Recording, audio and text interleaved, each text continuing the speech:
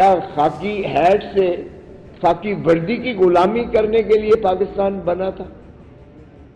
اور اگر ملک فوج نے چلانا ہے یا ملک جو ہے اسٹیبلشمنٹ نے یا ایگزیکٹو نے چلانا ہے تو پھر 25 کروڑ یہ عوام جو ہے بھیڑ بکریاں ہیں، پھر ان کی کوئی سے نہیں ہے، پھر آئین کو تو ردی کی ٹوکری میں اٹھا کے پھینک دو نا بھائی۔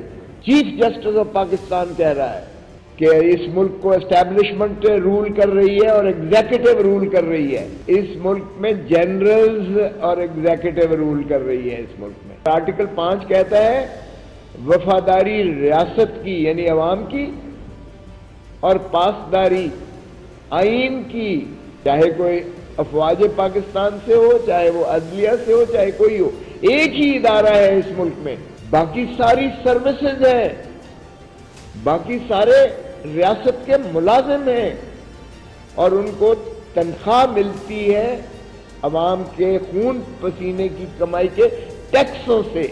یہاں ہم امپورٹڈ لے کے آ جاتے ہیں، ان کی کیا وفاداری ہو سکتی ہے اس مملکت کے ساتھ، جن کے لندن میں فلیٹ ہوں گے اور جن کے بچے اور جن کے کاروبار سارے جو ہے بیرون ملک ہوں گے، ان کی کیا وفاداری ہو سکتی ہے؟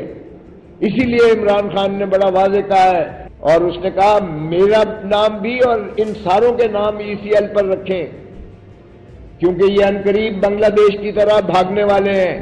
ایک لمحہ فکریہ ہے اور اپنے اندر ہم سارے کتھارسس اور ذرا دل کے اندر ڈوب کے تنہائی میں سوچیں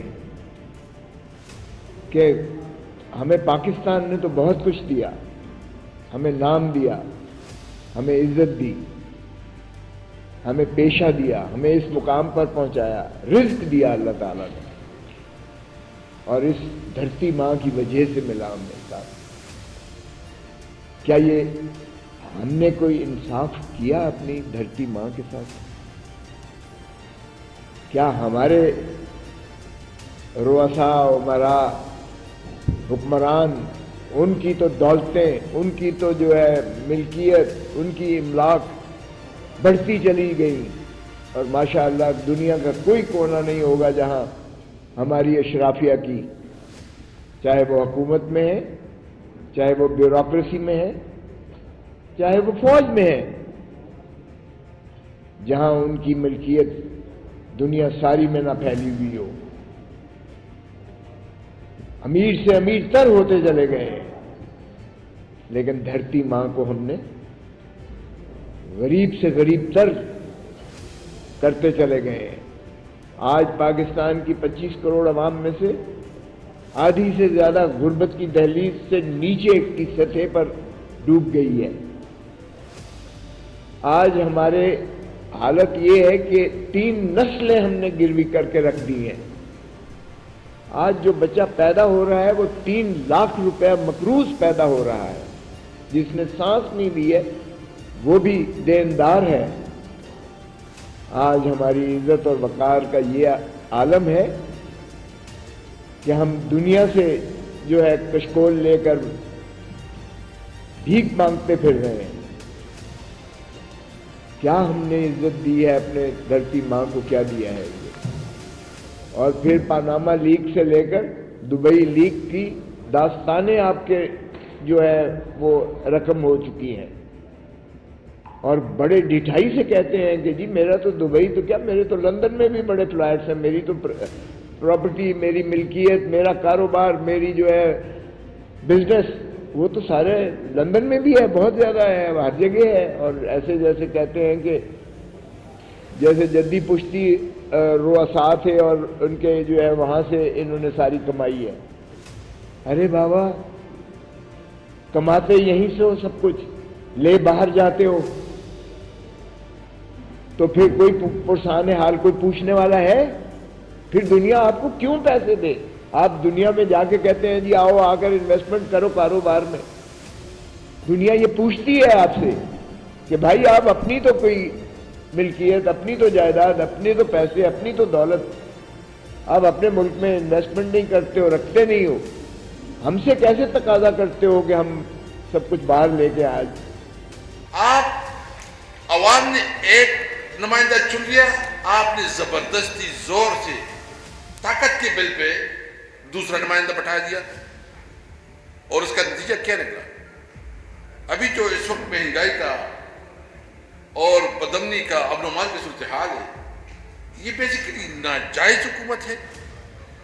یہ میں خواتین کے اوپر زیادہ بات نہیں کرتا، مجھے بہت افسوس ہوتا ہے یہ مرے بی بی جس طرح ایک موڈ بناتی ہے اور ایک پوسٹر بناتی ہے، جس طرح وہ بات کرتی ہے، حالانکہ ایک ناجائز حکومت کے اوپر بیٹھی ہے اور تاثر دیتی ہے کہ شاید وہ ایک کسی مارشل لا ایڈمنسٹریٹر کی بیٹی ہے یا خود مارشل لا ایڈمنسٹریٹر ہے، اور اس صوبے میں عملاً بنیادی انسانی حقوق ماتم ہے۔ اس صوبے میں عملاً تمام سیاسی جو، اور سب سے اس وقت اس کے باوجود کہ انہوں نے ظلم کیا، ہم سے مینڈیٹ چھین لیا، سب سے بڑی اپوزیشن جو ہے نا وہ تحریک انصاف، اور تحریک انصاف کو جلسے جلوس کی اجازت نہیں۔ کیا ہم اس ملک کے آئین کے مطابق، ابھی تو سپریم کورٹ نے بالکل واضح کر کے کہہ دیا کہ تحریک انصاف ایک پولیٹیکل پارٹی ہے اور ان کے وہ تمام حقوق ہے کہ ایک پولیٹیکل پارٹی کے جو حقوق ہوتے ہیں، پھر کیوں جو ووٹ کو عزت دینے کا ایک بہت بڑا نعرہ مارتے تھے اور جلسے جلوس کرتے تھے، یہ ووٹ کا عزت ہے کہ آپ اپنے مخالفین کو برداشت تک نہیں کرتے، اس کو جلسے کرنے نہیں دیتے، آپ اس کی جو ہے نا بات کو سننے بھی کرنے نہیں دیتے۔ تو سب سے پہلے یہ ہے کہ ہم جو آئے ہیں اور اس کے جو نتائج نکل رہے ہیں، یہ جتنا جو ہے نا دکھا رہے ہیں نا کہ کبھی ہم ادھر پانی میں ایک جھوٹا، وہ ٹک ٹاک پہ بھی دیکھا ہوگا، ٹک ٹاک پہ کہ کہتے ہیں کہ ادھر سے اچھی ویڈیو بن جاتی ہے، ادھر آ جاؤ ادھر آ جاؤ، وہ ڈرامہ بازی کرتی ہے۔ دیکھیں، اور سب سے پہلے میں محمود چودھری صاحب ہمارے مشر ہیں، ہمارے بزرگ ہیں، میں ان کے ساتھ معذرت کے ساتھ کہوں گا کہ اگر نواز شریف کے اندر تھوڑی بھی وہ اخلاقی قوت ہوتی تو کہتے تھا کہ بھائی میں الیکشن ہار چکا ہوں اور یہ الیکشن تحریک انصاف کا ہے، تحریک انصاف اس کا نمائندے ہے، تو اس کی کٹ بڑھ جاتی۔ لیکن اس نے اپنا جو اس کی شخصیت ہے اور جو اس کی اپنے آپ کو بہت بڑا لیڈر سمجھتے تھے، لوگوں کے سامنے آ گیا ہے کہ اس کی نہ اخلاقیات کا کوئی خیال ہے نہ کوئی قانون کا خیال ہے، اور ابھی طور پر ناجائز طور پر اس حکومت میں بیٹھے ہیں۔ آپ کے صوبے میں گندم کا اسکینڈل آیا، میں اس وقت بھی آیا تھا، لاہور آیا تھا، چودھری صاحب بھی تھی اور فیصل آباد بھی گئی تھی، جو آپ کے کسان رو رہے تھے اور جو رو رہے تھے، اب تک وہ سمجھ رہے ہیں کہ شاید ہمارے آئندہ کے لیے بھی ابھی کیپیسٹی نہ ہو کہ ہم اپنے جو ہے نا اپنا گندم اگا سکیں یا کوئی دوسرا فصل اگا سکیں۔ بھائی کھلا ڈاکہ ڈالا گیا ہے، جو بجلی کی قیمت ہے، یہ ایک عام آدمی، ایک غریب آدمی کیسے اس بجلی کے بل کو پے کرے گا؟ جو آپ کی انڈسٹریز ہیں، آپ کی انڈسٹری، فیصل آباد گئے، فیصل آباد میں ہم جو وہاں کے جو انڈسٹریز تھی کی جو چیمبر تھا، ان کے ساتھ ہماری ملاقاتیں ہوئی، تقریباً 40% فیصل آباد کی انڈسٹری اسٹیٹ وہ بند ہو گئی ہے، کاروبار بند ہو گیا، اور یہ پھر بھی کہتے ہیں کہ اس طرح، یعنی جب آپ ایک جعلی مینڈیٹ پہ بیٹھے ہوں، آپ کے پاس مارل اتھارٹی نہ ہو، اخلاقی اتھارٹی نہ ہو، اور ابھی کیا کیا سپریم کورٹ نے ایک فل کورٹ نے ایک ڈیسیجن دے دیا، اور اس ڈیسیجن کے خلاف یہ قانون سازی کر رہے ہیں کہ ہم 9 مئی کے معاملات کو اس لیے متنازع ترین مانتے ہیں کہ 9 مئی اس وقت پاکستان کے لیے ایک عذاب بن چکا ہے، پاکستان کی عوام کے لیے۔ میں کیٹیگوریکلی یہ کہہ رہا ہوں، ہم معافی نہیں مانگیں گے۔ ہمارا ایک مطالبہ ہے کہ آپ لوگ جوڈیشل کمیشن بنائیں، جوڈیشل کمیشن کے بعد یہ طے ہوگا۔ اگر یہ سمجھتی ہے یہ جمہوری حکومت، آپ کہہ رہے ہیں کہ ہم بیک ڈور سے معافیاں مانگ رہے ہیں، اگر ہم نے معافیاں مانگنی ہوتی تو ہمارا لیڈر کبھی بھی 1 سال سے اوپر ہو گیا، وہ جیل میں ہے۔ آپ کے لیڈر تو پلیٹلیٹس کم کر کے تو چلے جاتے تھے اور پرائم منسٹر پروٹوکول کے ساتھ وہ واپس آتے تھے۔ تو میں بریفلی یہ آپ کو کہہ رہا ہوں کہ ہمارا آج بھی ہم اسی جگہ پہ سٹینڈ کرتے ہیں، اور انشاءاللہ تعالیٰ 14 اگست کی جس طرح ہماری پارٹی کا پروگرام ہے، ہم جوڈیشل کمیشن کا مطالبہ بھی کرتے ہیں، اور 14 اگست کو پورے پاکستان میں ہمارے پرامن احتجاج ہوں گے اور اس احتجاج میں ہماری خوشی 14 اگست کی بھی شامل ہوگی۔ تو میں دوبارہ خصوصاً پنجاب گورنمنٹ میں ان چچا بھتیجی کو کہنا چاہتا ہوں کہ مین بیٹل فیلڈ پنجاب ہے۔ آپ یہ سمجھ رہے ہیں کہ پنجاب میں پاکستان تحریک انصاف کو آپ نہیں دبا سکتے۔ اسد کیسر صاحب کا حلقہ تھا فارمر اسپیکر قومی اسمبلی کا، جس میں ہمارا جلسہ ہوا، اور اس جلسے نے تمام تر لوگوں کی آنکھیں کھول دی ہیں کہ ہم نے ادھر کیا کیا اور کس طرح پنجاب سے لوگ گئے۔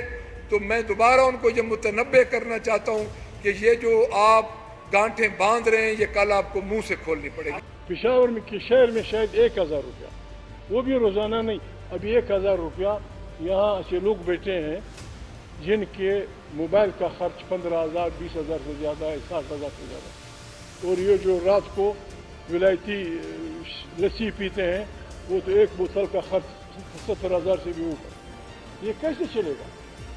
ایک غریب آدمی جس کے 5 بچے ہیں، 8 بچے ہیں، فلانا ہے، وہ غریب کیا کرے گا؟ 10 بچوں کو پڑھائے گا کہاں؟ صحت کہاں کی ہوگی؟ فلانا کا۔ ہمارا یہ حال ہے۔ قرآن کریم اس بہت زیادہ زور کر لگاتا ہے کہ بابا غریبوں کو پیسہ دو۔ ہم دکھاوے کے لیے تو دعوتیں کرتے ہیں، ایک دعوت پہ 50 لاکھ 60 لاکھ 70 لاکھ 1 کروڑ روپے ہم صرف کرتے ہیں، لیکن غریب کو 10 روپے نہیں دیتے۔ یہ نظام چلنے والا نہیں ہے۔ یہ ملک خدا نخواستہ یہ ہمارے جس طرح حیوانات کے ماہرین کہتے ہیں کہ چوہوں کو اللہ نے یہ حص دی ہوئی ہے، جب وہ کسی بلڈنگ کو کھوکھلا کر دیتے ہیں تو انہیں پتہ ہوتا ہے کہ ابھی چند دن بعد یہ گرنے والی، تو بھاگ جاتے ہیں۔ ہماری وہ حص بھی نہیں ہے۔ اگر پاکستان کو ہم ایک بلڈنگ لے لیں تو بالکل اس کے جو پلرز ہیں ہم نے کھوکھلے کی، اس کی بلڈنگ کھوکھلا ہے، اس کی بنیادیں ہم سب نے مل کے اس کو کھوکھلا کر دیا۔ اب یا تو یہ خدا نخواستہ کھوکھلا ملک ہم پہ گرے گا اور خدا نخواستہ ہم برباد ہوں گے، یا پھر عقل سلیم کا تقاضا یہ ہے کہ آئیں نئے سرے سے اس کی تشکیل نو کریں اور توبہ کریں۔ بات ہو رہی ہے، میں آپ کے سوالوں کے جوابات ابھی سے دینا چاہتا ہوں، باقی یہ میرا وکیل ہے، یہ میرا اسپیکر ہے، یہ پھر آپ کو جوابات دیں گے۔ لگے ہوئے ہیں کہ 9 مئی کو کیا ہوا، فلانے کو 1 کروڑ، فلانا کو وہ کروڑ۔ بابا 9 مئی آپ تجرید میں کیوں لیتے ہیں؟ ایبسٹریکشن میں نہ لیں۔ پاکستان ایسے بہت بڑے حادثات رکھتا ہے جس طرح 9 مئی کا۔ پہلا حادثہ یہ ہے کہ ہمارا ملک 25 سال بننے کے بعد ٹوٹ گیا۔ مٹکا نہیں ٹوٹا تھا، کوئی جگ نہیں ٹوٹا تھا، کوئی پیالہ نہیں ٹوٹا تھا، ملک ٹوٹا تھا۔ ہمیں آج تک کسی نے لکھے نہیں دیا کہ اس کی ذمہ داری کس کی۔ اس کے بعد وزیر اعظم پھانسی ہوا، 15 دن بعد کورٹ نے کہا یار غلطی ہو گئی۔ ایک الیکٹڈ وزیر اعظم کو آپ نے پھانسی دے اور 15 دن آپ نے کہہ دیا غلطی ہو گئی۔ یہ کوئی تماشا ہے؟ انسانی زندگی، قرآن کریم انسانی زندگی لینے کے لیے اللہ پاک کہتا ہے کہ اگر قرآن کریم کی آیت ہے سورہ المائدہ میں کہ اگر کسی نے انسان، مسلمان نہیں کہا، اگر کسی نے کسی انسان کی زندگی اس وجہ سے لی کہ اس نے کسی کے رشتہ دار کو قتل کیا تھا، بھائی کو قتل کیا تھا، پھر حیا نہیں کرتا تھا، پنچایت نہیں کرتا تھا، جھگڑے نہیں کرتا تھا، یا علاقے میں فساد پھیلاتا تھا، اگر ان 2 گناہوں کے علاوہ کسی نے بے گناہ انسان کو قتل کیا، یہ اس طرح ہے جیسے تمام انسانیت کو قتل کیا، انٹائر ہیومینٹی۔ اور اگر ایک انسان کی آپ نے جان بچائی تو بالکل جس طرح ہم نے اپنے وزیر اعظم کو پھانسی دے دی، اللہ حافظ خدا حافظ۔ پھر بی نظیر بھٹو صاحبہ دن دہاڑے آپ نے بھی دیکھا، میں نے بھی دیکھا، یہاں غریب کو گولی لگی، ہمیں پتہ نہیں چلا کہ کس طرح، یعنی اللہ فلی ہمیں نہیں بتایا گیا، تحقیقات نہیں ہوئی۔ بے نظیر کا بھائی ذوالفقار علی بھٹو کا لڑکا اپنے گھر کے سامنے، میں اس دن جب بے نظیر سے ملا میں نے بالکل توبہ کی۔ سٹنگ پرائم منسٹر کا بھائی 5 ساتھیوں سمیت 70 کلفٹن کے سامنے دن دہاڑے قتل ہوا، جس طرح آپ کو پتہ نہیں، قیاس رہے تو ہم کرتے ہیں لیکن اللہ نے ہمیں کوئی اس کو نہیں دیا۔